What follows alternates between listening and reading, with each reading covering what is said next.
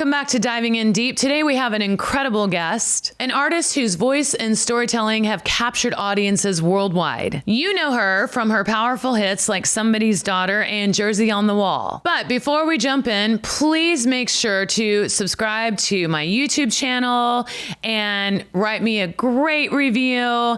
Like it, share it, give it 100 million stars, do all the things. Please join me in welcoming the amazing Tenille Townes. So Tenille, thank you so much for being on the podcast. We never do like a formal beat start. So I love it. I just, appreciate you being here, and I just want to know about you, and also to tell you from the very beginning, I love your voice. Thank you. And I think you're incredibly talented. That means the world coming from you. Oh, well, thank Truly. you. Thank you. I've looked up to your path for a long time. Your songs have just been like very much a part of my life. So this is very cool to be here. Thank you for having me. Well, which one specifically? No, Okay. I'm just kidding. Listen, The Backseat of a Greyhound Bus is one of my favorite songs. Oh I my love God. that.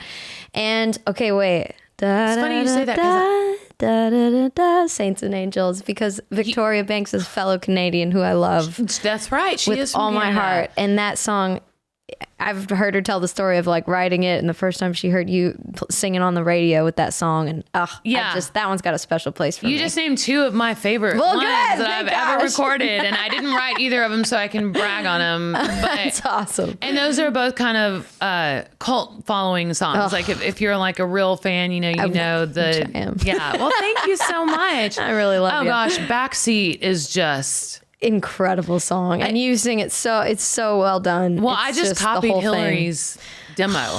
I love all. Okay, so it's Hillary. I'm trying to think who else. Amy Mayo, Hillary Lindsay, Chris Lindsay. Yes. And it's not Luke Laird. It's not Gordy. Oh, Troy. Burgess. Yes. Oh, I love all of them. Yeah, It's so cool. okay. So how did you start singing? Tell me about you. How long have you been singing? I know you're from Canada, but I just want to hear all things Tenille Townes. Okay, well, dang. Thanks for asking. I And grew were up. you named after Captain Tenille? The answer is sadly no, but Okay. I mean, I definitely am like here for the Captain and Tenille jams, but Muskrat Love. Yep, love will Yep. keep us together. Yeah. Love. Love will keep us together. I forgot that was them. No, it's What a them. great song. Okay, It is a go great song. ahead. Apparently, my parents stole it from a friend of theirs that was going to name their kid that, and then they only had boys. So that's Oh, that's so the only the thing name I was know about free. that. Name was free. Got it. But yeah, I grew up like just singing at all kinds of different local events. I was like the O Canada singer at all our hockey games when like I think I was like 7 or 8 years old, starting doing that, and I don't know. A hard anthem to Yes, sing. yeah, not as hard as yours though, but No. yeah. Straight up lipstick on my teeth. Remind me to tell you my old O Canada story, but go ahead. No, let me hear it. Come on. Okay, well, real quick. When I went up to sing the anthem in New York at a hockey game, Amazing. we were playing Ontario or somebody. Yeah. So they make you do both. Yes. Okay. I never heard. My publicist at the time, though, is from Canada. Okay. Renee Bierman. Oh yeah. You know her? I do. Yeah. You kind of She's look awesome. like her. That's so funny. Which is What's weird. wrong? Yeah. She's awesome. I love her. So thank God she knew it, because she can't sing, but she kept singing it to me like the whole day, and like She's like, I'm gonna get this. You're Yeah. gonna get this in you. Okay. So it's just the only reason the story is funny is because I was really nervous. Did O Canada, or maybe did ours first, whatever. But they said the only thing you have to really listen to us about is don't step off the carpet. Okay. You know, and so Right. I finished ours and then did the Canadian national anthem. And then I was like waving, and I was so relieved. You're like, stepped off the carpet, and I fell for like my 5 minutes. goodness. Yeah. Oh no. Never hit the ground, which would have been better because it was That one of could have those- been more of the moment. Yeah. Yeah. But like, wow. you know when people slip on ice forever, but they don't go down. You caught yourself. Caught myself, Well done. yeah. I mean, that's But anyway, that's a lot of grace. The Yeah, ice. so is you started doing that young. Yes, that was like my first gig, and then I feel like I saw you actually play the country festival in my hometown in Grande Prairie. I'm pretty sure you were on the bill, but I cold called the promoter of that festival at 10 years old and was like, I would like to play your festival. No way. He was like, wait, what? He's like, wait, are you the kid who sings "O Canada"? I was like, yeah, that's me. And I think that you should put me on the bill. And I can't believe I did this. I literally looked up his name in a phone book after school because I heard him on the radio doing an interview about it. And so then I just called him and I come upstairs. My parents were like, who were you just talking to? What are you doing? Your parents didn't even know? And I was like, it was Ken Truan. And I just asked him if he needed any extra singers for the festival this summer. And they were like, amazing. Yeah. So he told me no the first year, but then after that, he hired me to kick off the festival the following year, which was like my first full band gig at 11. And wow. I've just been kind of singing my whole life. So I've loved it. My grandparents bought me my first guitar. I was 14. And that's when I started like writing songs and going, oh, these chords go together. And it matches with the things I've been writing in my journal. And yeah, I was always obsessed with lyric books and following along to all the songwriter names and like the studios and going, I got to get to Nashville. So yeah, I did I convinced my parents I wasn't going to college by like my dad's a big Malcolm Gladwell 10,000 hours guy. And so I was like, Dad, I can't get my 10,000 hours in the classroom. Wait, what is that? I gotta go. No, It's explain like, that. It's like this theory that if you want to like master an art or really like dedicate to something, you have to like, it's a combination of hitting 10,000 hours of working at it. So I was like, if I go to college like all my friends are right now, like I can't get my 10,000 hours on the road or writing songs. Like that's what I want to do. Right. You're brilliant. I'd really turned his whole philosophy against him and it worked out for the best. So, yeah. Great. Very manipulative. I love it. I love it. Yeah. Yeah. Well, I begged my children not to go to college. Did you? Yeah. Because I was like, why? You've already got the music talent. Just go do the thing. Just do it. Well, that's amazing. Well done. Thank you. I did not want them to go to college. I love that. Yeah. That's awesome. Okay. So they agreed. So they agreed. And so then I spent like 32 weeks in a motorhome driving across Canada, like playing for middle schools and high schools because I hadn't really had any music out or figured out how do you even go on the road? Who do you play for if no one knows who you are? So I just was like, I'm going to work on my hours and get a taste of what the road's like. So I did that. And then I'd been making trips back and forth to Nashville. Like I think I was 14 the first time I came here and just wrote songs and knocked on doors and went to the Bluebird and did all the things and like just fell in love with this community and always hoped to end up back here. So my dad helped me make the 47-hour drive from my hometown to here like 10 years ago. So amazing. So you've been here 10 years. Yeah. Okay. I have. Yeah. Wow. So when you went in the motorhome. Yeah. How old were you then? Like this was 18, 17, 18. Okay. Yeah. So you said, I'm not going to go to college. And then, but instead of moving to Nashville, you decided to I felt like I needed to get some chops on the road for a minute. So I did that for a year. And then, and did you make money doing that? I did. Enough to save up to move here? Enough to save up to move here and to prove to my dad it was actually something legit and I was serious. And then he's like, okay, I believe you. Now you can go to Nashville. Yeah.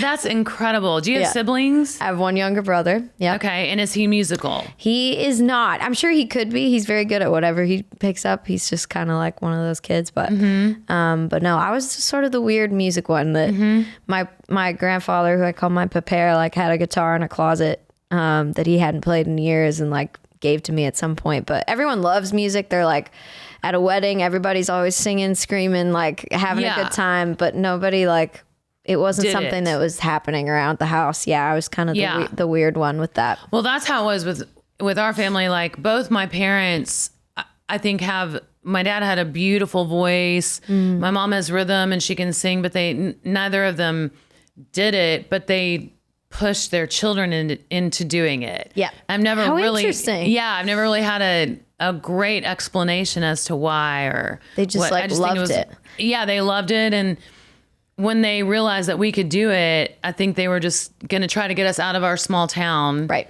I'm from a tiny town in Missouri, grew up on a farm. So cool. And, but yeah, neither of them were ever on stage or anything like that. So how cool. I always find that interesting when the parents don't, because they don't know anything about what their child's doing. Right. It's a whole other world. Yeah.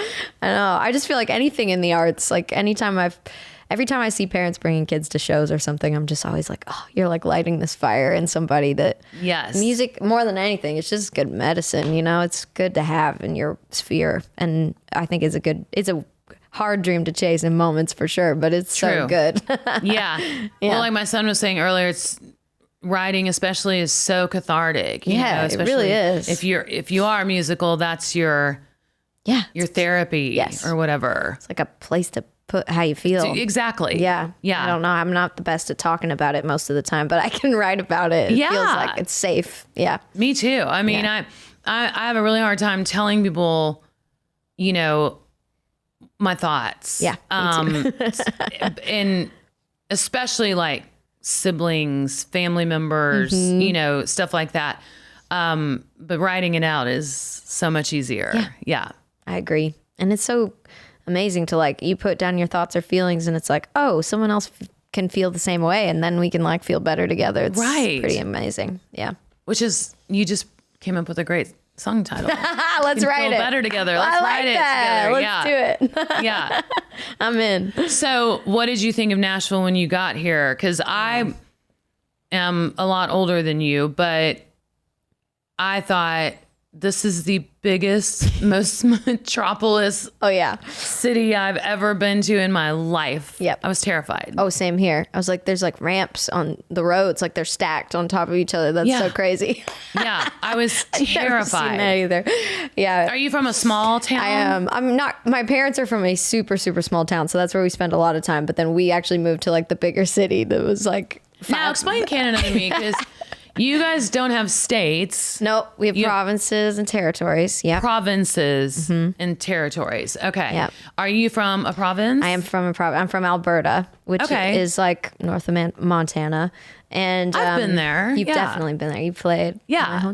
What you're talking about. Cool. That, okay. Yeah. Yeah. So I'm from Grande Prairie. It's like, so we would drive 5 hours to Edmonton to go to most of the shows, but then we had one music festival that happened up north where we are. But in Canada, it's like, oh yeah, we would go 5 hours to Edmonton and back in a day. Like it was so normal to take long road trips. And it's funny, people here are like, wait, that's so far. It's like 3 hours. I'm like, no, it's so not. Far. Yeah. I mean, I had to drive to Knoxville the other day and I was like so annoyed. Because I'm like, this is 2.5 hours. So far. But it's just Canada's so vast. Big. Yeah. And there's a lot of space, a lot of wide open space in between a lot of places. So lots of room to dream for sure. But yeah, I grew up in a fairly small town. So coming here, I was just like, I just couldn't get over how much of a place was run and connected by what felt like music to me. I was like, the idea, like I was so in the middle of nowhere, like just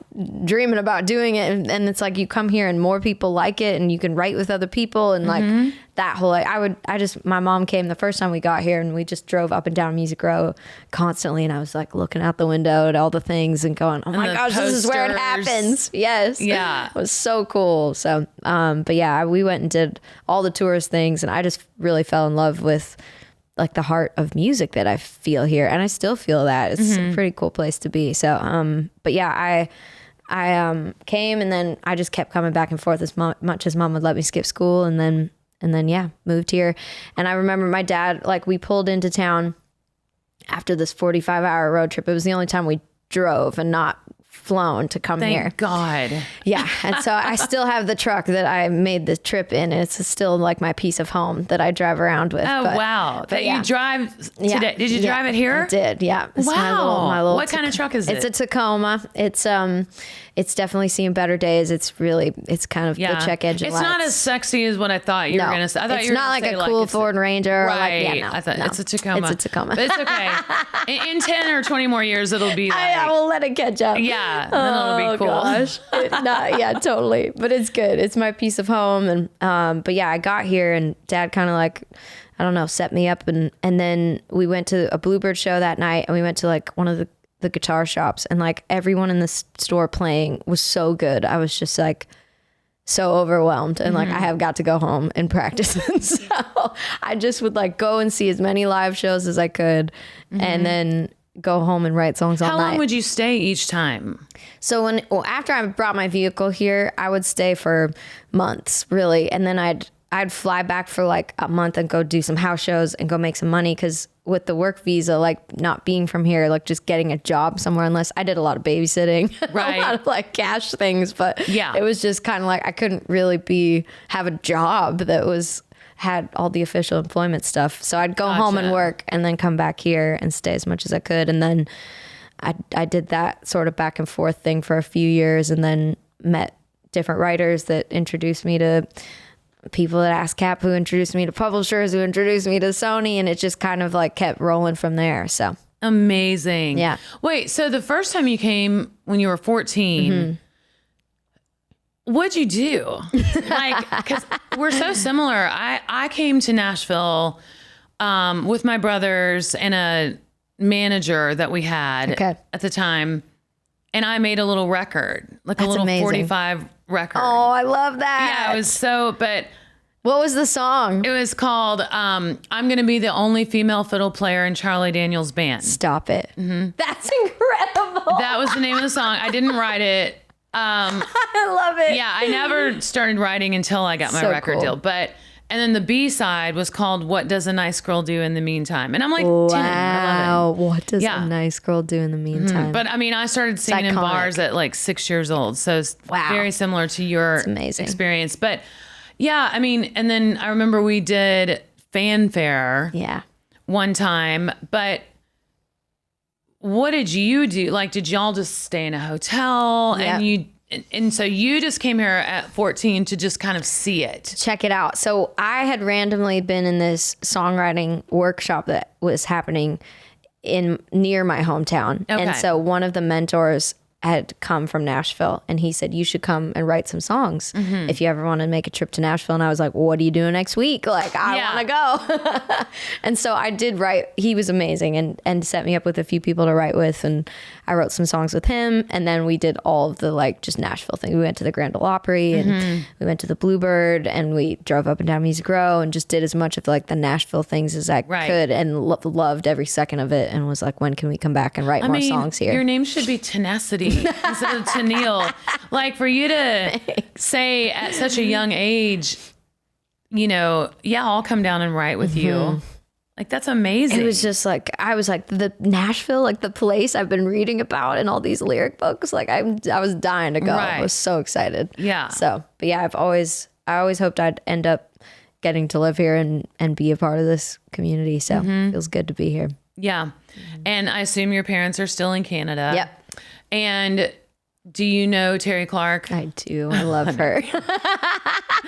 It's like, yes, everyone from Canada knows everyone from Canada. Yeah. I just saw her actually a couple weeks ago at the CMA event here in town, and it was really nice to see her. Yeah, she's cool. She's so cool. Her. Like, she really was such an incredible example of someone that you could just see putting in the work and making it happen. And coming from, she's also from Alberta, so that okay. It was like, if she can do it, maybe I can too. I felt, and Carol and Don Johnson is very much that for me too. Oh, that's right. They're both from Alberta. Yeah. But yeah, fellow Canadians in the house. So how did you get your break? Like, what was the thing? I feel like it was sort of a buildup of things, but I kept bugging my like rep at ASCAP, and just would repeatedly go and be like, here's the songs I've written this week, and here's and he'd introduce me to a couple publishers, and he was awesome. And so I met, I kind of got signed with my publishing first, and then met the label after that, and then got to work with my manager, and things just kind of like started unfolding at that point. And then I got to make a full record with Jay Joyce, which was really cool. And we released a few of those songs off of it as like an acoustic EP, because I got on Miranda Lambert's tour. And so I opened for her. And then you must have been literally dying. So the first day I played that show was like my first day of a US radio tour, first time ever playing an amphitheater, and first time sleeping on a tour bus. And I was just like, this is the best day of my life. Absolutely. It was so awesome. It was so cool. My God. So. I told Miranda she was going to win that show, because they asked me to guest judge a couple of episodes. That's so cool. Yeah. And then I ran into her at sound check because we Nice. were doing rehearsal and I saw her and I told her she was going to win. Did she ultimately win? Honestly, she really did. yeah. In the sphere of it all, but I don't even know. Yeah, she did anyway. Yeah, she really did. But yeah, she was wonderful. And so that kind of felt like it kicked some doors open. And then we got to put Somebody's Daughter was like my first single after that and kept it going. But yeah, it was sort of just playing songs for people relentlessly until they would start believing as much as I did, I think. So 10 years ago was 2014. Yeah. And that was like when I started thinking, wow, Nashville's getting like super difficult to get on the radio. Yeah. Because they had started. I love Luke Bryan so much as, just he's such a cool person and so sweet. And we used to tour together and stuff, but I always say that I blame him because he came out with Country Girl Shake It For Me. Right. And Yep. that song was so huge. And then everybody started doing that, like Florida Georgia Line. Right. And then country radio was like, this is working. Yeah, big time. Big time. And that's when I really noticed, like it's getting a lot harder to get played on country radio. And that's kind of when Yeah, that was my entry point. Yeah, I think I was like at the tail end of an actual like radio tour, like where we went around, like I feel like I got like the last season of that before that I kind of was, I don't know, I felt like at the end of that season and then COVID. Are you saying COVID they don't really hit. do radio tours anymore? I don't think so as much. I think it's more like going to certain specific markets where more people come together and not like going to every station the way that I feel like I got the tail end of. But yeah, it seems like that's changed, especially since the pandemic. It was just kind of like, okay. Did they put you in a rental car and you went all over the country? Yeah. It was awesome. I actually loved it. I was just like, okay, I'm doing the thing. Like, see, that was my last radio tour in the rental car. It's so funny because I, got signed in like 95 and when the labels had all this money from, actually selling real albums and all that. The glorious days. The glory days. And so when we were out doing the Born to Fly radio tour, they, it was like private jet and we were stopping at 3 or 4 cities. And it was just hilarious because by the time I was out promoting, I think either Stronger or Slow Me Down, one of those, it was like rental car, crappy hotel. Yeah. Yeah. So that's kind of what I did not get the private jet days. No. Yeah. And granted, that only happened once with Born to Fly, or maybe after Born to Fly. It's so cool. But I love that. It was fun. Yeah. But the radio tours tour was difficult. a thing. Yeah. And so it felt like that was at the same time as that Miranda tour. And right as we were starting to put out music and momentum was going, we got on the Dierks Bentley tour right after that. And he took us out for almost all of that year. And then that was the end of 2019. And then it was just like all the brakes kind of hit. Everything stopped. Yeah. So it was definitely a weird time to be just starting to get going as far as like getting played on the radio times. But yeah, it is very interesting to look at things. Did you cry? Oh yeah, lots. Me too. Big time. But I can't even imagine,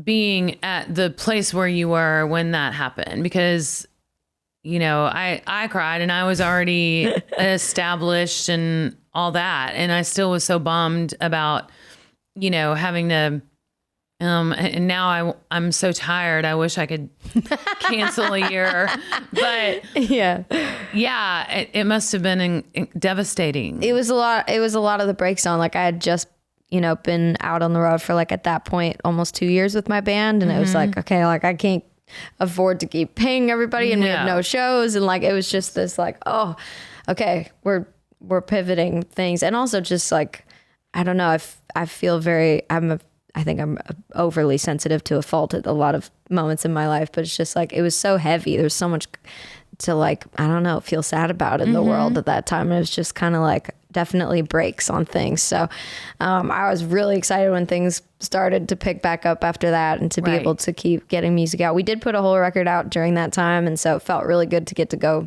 tour and play those songs after the fact. So yeah, but it's And you were definitely on part Columbia? of the story. Yeah, I had just signed a co-venture deal like in February of 2020 with RCA in New York and then Columbia here in Nashville. And so that all just kind of put the brakes on once that stuff stopped. And then I think the radio game just changed so much during that time. It was just kind of like, my voice has never necessarily like made total sense down the middle of a road. I think for females in general, it's not like at the center of a road kind of a thing. But but yeah, it's kind of like, it's been interesting going. I just sort of like put radio in my mind. It was just like, if that happens, amazing, great. Yeah. But it's like refocusing on just like building a community of people that want to come out to these live shows and just be able to grow that. And whatever level that is like, that's to me is success, is like people buying a ticket. And so I just want to keep writing songs and making stuff that,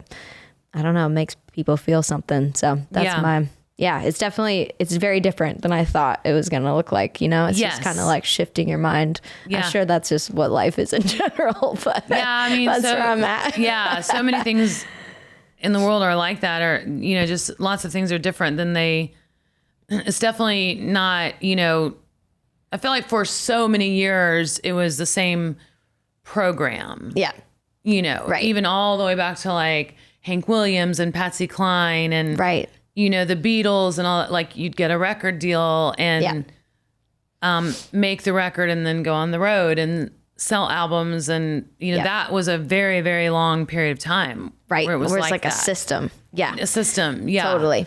And now it's kind of like everything is kind of, what do you, there's no real. No, there's no system now. There's no system. There's no real way. Yeah. And it would be great if it would kind of go back to some sort of, we're a little more organized. Yeah. Like this is how you do it. Right. Like these are the steps, but it's just, there's so much more noise in the world now and and in some ways, so much more freedom for anything to happen for anybody. Right. It's like, I think of myself writing songs at 14 up in Grande Prairie now. And I'm like, she could have been putting out music and it could have taken off without anybody helping. Like there's so much more excitement and freedom in that, which is really cool. Just so grassroots now. Yes. And every time I think about the word grassroots, it feels like a lot of work. It is. It's true. Because even when you're on a major label and you're doing it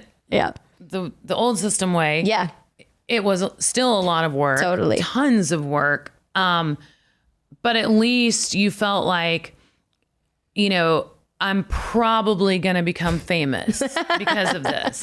Right. You've got this like infrastructure, I guess. You've got this whole like company behind you. And totally. Infrastructure. But, so I really wish for, up and coming artists that there would be a system that gets put into place. But, it might. And maybe the new system is, I don't know, the freedom ways of what's happening right now. It's just constantly, it's crazy how much has changed just in my window since just before the pandemic. It's like, okay, whoa.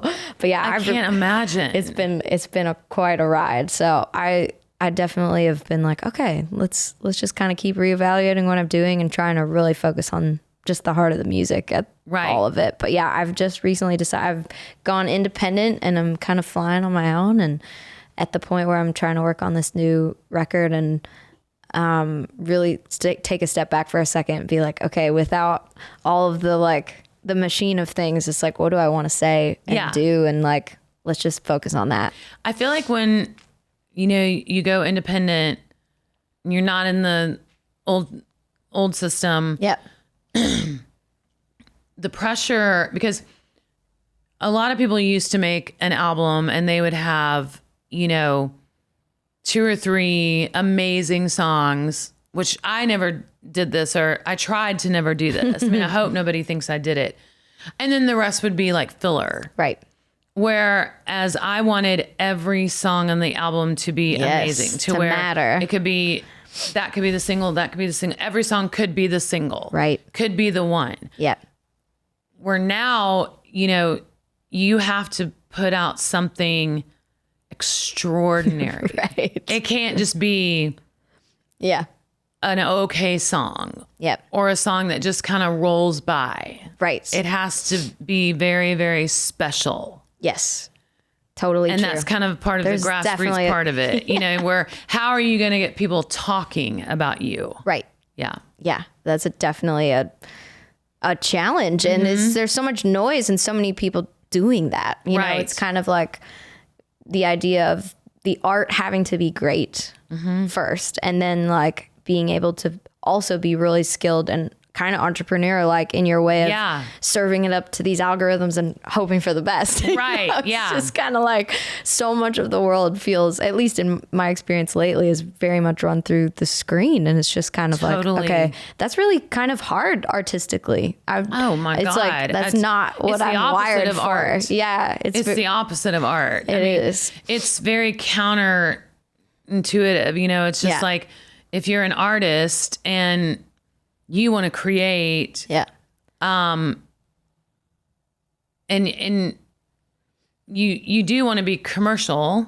Like you can still be an artist and be artsy and strange and want to be a commercial success, but not necessarily want to make TikToks. Right. Or, you know, so where are you in all that? Do you do that? I float all around, but yeah, I do it because it's like, to me, like those moments at a live show and like getting drawn back to what I love about music and what I grew up being so inspired by about music. It's like whatever it takes to make that happen. I'm just ready to put in the work to make it happen. So good. I'm definitely on board with creating different ways for that to find its way, you know, and TikTok's such a huge part of that. And I definitely have like kind of shifted my mindset and going, okay, this is how many, if I'm not on the road, this is how many days I'm like writing songs. And then this is how many days I'm shooting things and editing things and getting myself like, it's just part of the world now. And it didn't used to be like 2 years ago. Exactly. Which is weird. But yeah, I feel like I'm shifting. I don't know. I just feel like lately I've been like, okay,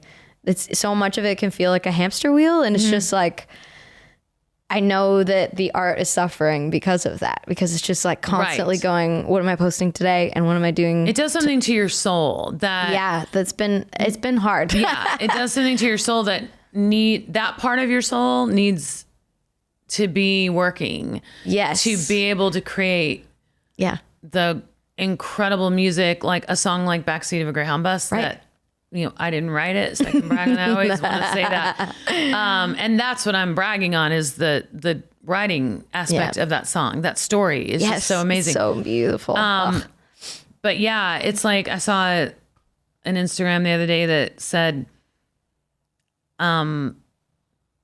something before technology ruined the world or the iPhone ruined the world. And it was just like, what people were doing, you know, like I think it was in the 50s and 1950s before or whatever. And, but there is no going back. Yep. There is no going back. No, there's not. And, you know, it's only going to get more. Keep changing. Yeah. And it's only going to get faster. Like, I feel that the world is so fast, you know. Yes. Unless something, you know, happens to force everybody to slow down. Yeah. Which it could. Totally. But, so are you married? Nope. Nope. I'm not. I'm just flying solo these days. Me and my dog, Sam. You and your dog, Sam. Yeah. I feel like I'm at this place where I'm really just trying to find my balance of like life and music. And I've just grown up so dedicated to this thing that I love. And it's just kind of like, okay, like, I don't know, sort of assessing how to balance that. I don't know how to do that. I'm just like hardwired to just do the things. And now I'm like, okay, wait, I need to step back for a second. And I feel like the art will be better for expanding more of my life in those places. So I'm trying to figure that out. What do you do for fun? Like, what's your like, I started this thing where I'm doing 100 new things because I'm just like trying to like bust out of my, I don't know, same routine of being so tunnel vision on the music. And I just feel like I can't see outside of that right now. So I'm trying to like I just did a pottery class. It was so fun. That's amazing. I loved it. I'm like, I don't know. I'm trying a bunch of And then did you things. go home and watch Ghost? Oh, but I need to. I've seen it and I love it. Yes. But yeah. Hilarious. So are you doing 100 new things and are you posting about it? Or Yeah. Just trying to also, I was like, well, that's 100 things to post. So that's fun. Yeah, exactly. But yeah. Well, being on Sarah Evans' podcast, that's a new thing. There we go. You've never done that. Look at this. I've never done that. I'm putting it on my list. Yeah, this is amazing. Absolutely. Yeah. It's hard, because sometimes I will go into a complete panic attack wondering what we used to do before phones. Like and you didn't live that long before phones. Yeah, they were just kind of there. They were just kind of there. Right. But, I'm always like, what did we do? Like trying to picture myself at my granny's house, for instance. What were we doing? Right. We were doing this. We were talking. Yeah. Conversations. And we were watching TV, or I love watching period pieces, period television series. Yes. And I love and every now and then I'll have this real vivid, strong memory of not having a phone. Right. And just remembering I used to write letters. Yes. Or I used to color. Like things with your hands. Yeah. Just tangible. Do things, watch TV, but there just wasn't, that much on. But now it's crazy because we do, people devote their lives and so much of their time to watching TV shows, and it's almost like a job. Right. I've got to watch this new Netflix series. Yeah. And you realize I'm literally doing nothing else. Right. But watching TV. So I do think that it's hard to be a human being right now because you've got to force yourself to not sit on the couch and watch TV all day. Yep. And be intentional about living. Yeah. Trying to work on that. Yeah. Yeah. Me too. It's very hard. Yeah. And, I said the other day on one of the podcasts, I feel like my life's been kind of running me or living me for the past 25 years. And I really want to get to where I'm running my life. Yeah. And, I love that. So I'm taking some steps to try to do that. We bought some land and we've got some horses. And, that sounds amazing. Yeah. Oh, I love that. We're almost to the point where we can bring the horses over to our land and start riding and doing all that. There was a bunch of stuff that had to be done first, but yeah. I love that. I feel like a lot of people just feel like what we're saying. It's a lot of noise. It's a lot of noise. I'm such an introvert. I feel like a lot of the artistic things can be that way. And it's just quiet and space to go out and ride a horse and look at the sky and literally get back to human being things. Right. Is so, I don't know. I think it's really important. I live on the road so much and I don't sleep on the bus. I can't, I don't know what, just every bump wakes me up. I just lay there and just feel the road. Yeah. And so when I'm home, one of my goals lately has been to try to get up at 8 o'clock every morning, and I've really been enjoying that. I try to immediately, when I let the dogs out, go out and look at the sun. Yes. Stand barefoot in the grass. I love that. I see so many Instagram pages and TikTok pages of people that are really desperately wanting to get back to real things. Yeah. Planting gardens and, living in the country and having chickens and just, because I think we're all kind of going a little bit crazy. I think so too. Yeah. And I think it's I don't know. I think conversations like this are awesome because it's just oh, cool. I'm not the only one who feels this way. And at some level, whether you're creating what you're putting out or whether you're posting or whether you're scrolling even, it's just it's just it's a lot of noise. Yeah. I think it's more than what we're designed to be taking in. Yeah. And I'm a Christian and I believe what the Bible says about how we're all born for the time that we live in. Yeah. So it's not a mistake that we're here living as human beings during this time. You believe that too? Yeah. Yeah. So I'm not going to be upset about it, but I also sometimes wish that God had put me in a different century, Right. Or a different decade or something, I don't know. But it is interesting having, lived without technology and with technology, being one of those people. Right. Like, you've seen some major changes in just life in the world, but also specifically in a music path. You've ridden the wave through a lot of those changes. Absolutely. It's amazing that you're finding your ways to hold on and be a human at the same time. It's really hard. cool. It's really hard. Yeah. It can be overwhelming and depressing at times, but then you just have to, trust God and believe that you were born to live now. Yeah. I love that. That's not a mistake.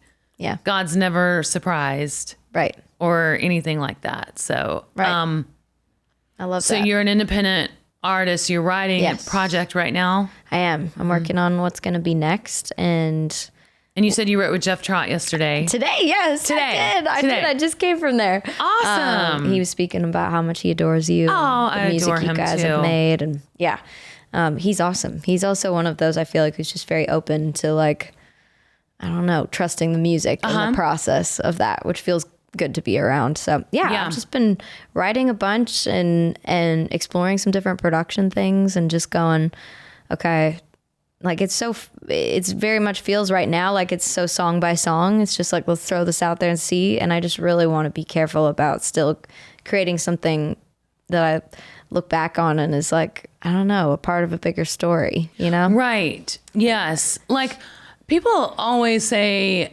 what advice would you give to a younger artist? And I think it just came to me. I'm so excited to hear this. I've been trying to sneak this question in for a while. I think it just came to me. I would say, if you don't have something amazing, don't do it. Don't put it out. Wait till you've got it. Right. Wait till it feels right. Yeah. Wait till you've got something that is extraordinary to you. How do you, what's your like signal of that when you know? It's like, like Backseat of a Greyhound Bus, since you know that song.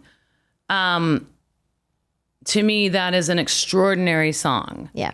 And it is not just the lyrics. Okay. I mean, I will say, I do think we produced the shit out of it. Yeah. And you also sang the shit out of it. So there's that. But there's something special about it that's kind of, you can't really define. Like, it's like not tangible, but it's just like a knowing.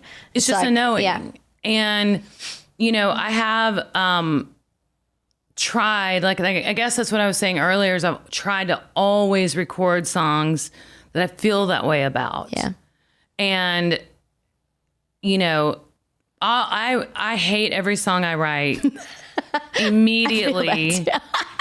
But then that's why I love writing with Jeff, because he will, I hate, the most of the songs that I write with everybody, but Jeff will take your song after like that night and then he'll send it to you and you're like, oh, that song's amazing. So I love writing with people who do that. Yeah. I love that you feel that way about songs. I feel like a common thing is like the new song, the newest thing you've written is like the best thing. And a lot of my songwriting friends will be like, oh my gosh, we wrote a cool one today. And I never really leave feeling that way. I hate every song I write. I always leave feeling like, oh man, like I'm always overthinking it or something. Or no, okay, I say that, but there are sometimes I do love the song. Okay, there's a song on my new album called Unbroke. Ooh. And I was stopping to get gas before on the way to the writing session. Okay. And these lines just came into my head. She hurt you, you hurt me, we hurt all of them in one fell swoop. And it was about divorce. Wow. And, And then it says, we all went down like dominoes. Nobody's heart gets out unbroke. Ooh, that's good. I called Olivia, that's my daughter, one of my children. And I was like, is this dumb? Because I was going to take it to the writing session. And she was like, Mama, that is amazing. Aww. But so every now and then I feel like, I've got something really, really good. And even if I hate the demo or, but like if I'm writing and I don't have a great voice that day because I've been talking a ton or I'm on the road tired or I drank too much the night before, whatever, then I seriously hate the song. But then if I go back and sing it and my voice is great, I'm like, no, this is a great song. It's a great song. Yeah. I love it. It changes in the moment. I feel that too. But I think, with what we're talking about, how fast the world is and how fast everything is and how there's so much competition, I do think that it would behoove everyone to wait until... It's great advice. Until they've got something special. Until you know. Yeah. I love that. And maybe I just think that today, based on the mood I'm in, and, tomorrow I'll be like, no, you should release music all the time, But, man, you do want to have something that gets people's attention. Yeah.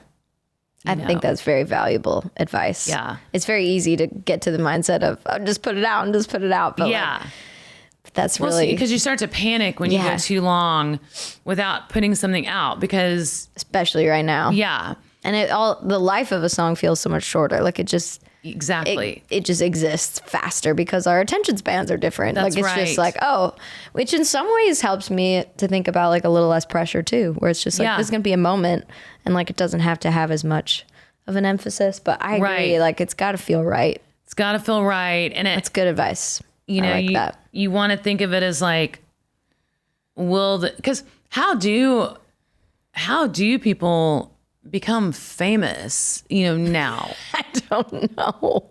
What is it that makes, like I was talking to my team the other night about, because I'm always wanting to try something different and new. Yeah. Because, I've been on the road for 30 years. Right.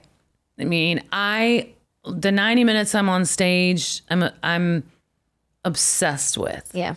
I love that you love it. The live shows. It's so fun. I'm a better singer now than I was 20 years ago. So cool. I love that. But it is wearing on me, to where I could cry each time I go to bus call because I just am so tired. And it's not that I want to quit at all. It's just that I need a break. Yeah. And that's fair. Yeah. And so then my mind starts going, what else could I do? Right. What else could, with the fame that I have? Yeah. Because when you have fame, then you could do something like a podcast and you might get people who want to listen to it just because you're famous. Yeah. And so I was talking to my team about I was like, did you know that Selena Gomez, is a billionaire now from Rare Beauty, the lip gloss that I have on right now. Nice. Her makeup. But as far as like Dua Lipa, like how did she get, how do people get famous now? It's a great question. I feel like some days I feel very inspired by you can do a million different things. And some days I feel very overwhelmed and and almost disheartened because it doesn't seem like you can just with music anymore. Or it's like you have to also have lots of other things going at the same time. So exactly. Yeah. Depending on the day of which I'm thinking about it. Today I feel like, I can do anything. Right. Expand the horizons and do more things and yeah. But yeah. Some days I feel like, wow, I really just want to write songs and go out there and sing them and be on the road. And it's that can't be the whole equation. Well, and it can be really lonely, and I think that's what I'm feeling lately on the road is I'm lonely because I'm not with my family. And sometimes I have do they come with you sometimes? They always used to. Yeah. Oh, interesting. Sometimes Avery will be on the road playing guitar for me. That's so cool. And Livy was on the road singing harmony for me for a couple of years. So it was you had your people, that would help. Family out there and, and every now and then I'll take a friend for a weekend but I think it's just the loneliness because it's sitting on the bus all day. Yeah. And, you know, That's got to be another level. I think about like artists in like at where you are, and it's like you can't just go wander around at the fair. No. I still can. You can't. Yeah. I'm just like, I'll sound check and I'm walking around. Yeah, well, like my and whole like, band and crew is out, you know, Right. riding rides and you're on the bus. you know, That's and so I'm on- lonely. And I'm on the bus watching TV all day. That's really until lonely. I get ready by myself. Yeah. And then do the show. And really, you know, I'm with my family band, as you know, what that feels is like totally a family. for the 90 minutes. But then, It's a short window of the day. yeah. I get that. For me, I feel like it's the struggle of the coming and going. Like the road for me is such a high. It's like you're saying, it is the family that's out there. The 90 minutes are the best. It's so fun. Right. It's like, this is, I don't know. There's something about live music that's just like everyone in the room has got a movie in their head going on. Well, and it's one of the few things that's real. Yes. Like we were talking about earlier. Yes, it's tangible, and it's kind of, for me, spiritual. Like it's just like everyone totally. is linked by this song, this common feeling. Yeah. Like, God, it's the best feeling in the world. It's the best feeling in the world when you hold out the microphone and they're singing the chorus to Stronger. You know, you're just like, yes. I could die with emotion. Right. You know, because that's actually happened, and it's real. What we're doing right now is real. Yeah. But then I'm going to go back to my Yeah. bus and get on my phone Right. and watch Instagram for hours. Yeah. So, you know, and that's a lot on me too. I need to figure out how to get out of that. Yes, totally. know, Right. And I feel like I'm nowhere near having that figured out, but I'm trying to learn, like coming home and like being like, okay, now I'm doing laundry and my house is really quiet and see, that's what I have love. my dog. I'm just like, I need to get back out there. Yeah. And we've been, you know, I've been doing it a lot longer than you. So you still have it's not that I don't love it. It's just, you know, it feels like something's got to give a little bit. And I feel like that's just the way You need the whole a break. world is right now. I think we all need a break. Something's in some gotta ways, give. but yeah, Yeah. something's totally got to give. Yeah. I think that's very valid. But just listening to your story and how, you know, brave you were to call that man at 10 years old and I feel like you were born to do this. Thank you. And that it's, you know, it's going to continue to grow for you and just get bigger and bigger and bigger. And you have a beautiful voice. Thank you for that. And, you know, you're just going to get better and better and better at writing all the time. You're already a great writer, but Thank you. yeah, I just think, you know, as long as you love it and it feels like it's a part of you and a part of your soul and what you were born to do, then, you know, it's really not work. I feel that big time. Yeah. I'm so grateful to get to do something I love. And it really means a lot hearing you say that. I just really love doing this and I feel glad to be picking away at it. You know, I get to sit here and have a conversation with Sarah Evans today. Well, what is happening? This is awesome. It's Thank so nice. you. I'm the most boring, normal person I love it. you will ever meet. Thank you so much for coming on the podcast. Thank you for having me. Is there anything that we didn't talk about that you want to talk about? Or that you want to say?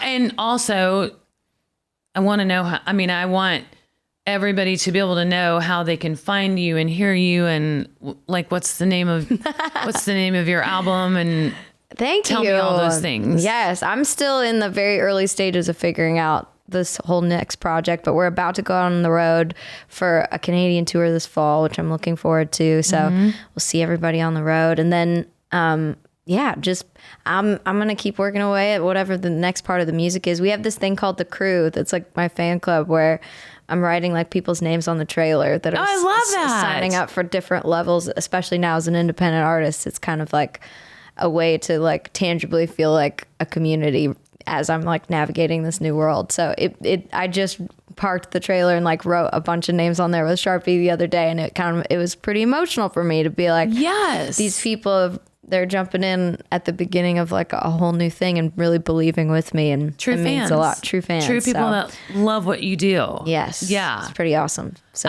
what all do you have out on the road? What's your band like? I have keys, guitar, drums, and bass. Yeah. Yeah. And then we have our sound guy who hangs out with us. We have a driver. We're in a van most of the time. And then a little bit later this fall, we're doing this bandwagon thing. That's kind of like, it looks like a food truck, but it's awesome. but it's got some bunks in it and it's cheaper than a bus. So it's awesome. Yeah. The buses are unbelievable. Yeah, it's really bad right now. I'm like, we don't have the budget for this. So yeah, we sleep like popcorn in that thing. It's like it's like an RV, but it's so fun. But it's so fun. You know, I love it out there. Like that phase of it is really, really fun. Okay, what's your Instagram? What is all of that? Oh, it's just Tenille Townes. Okay. Yeah.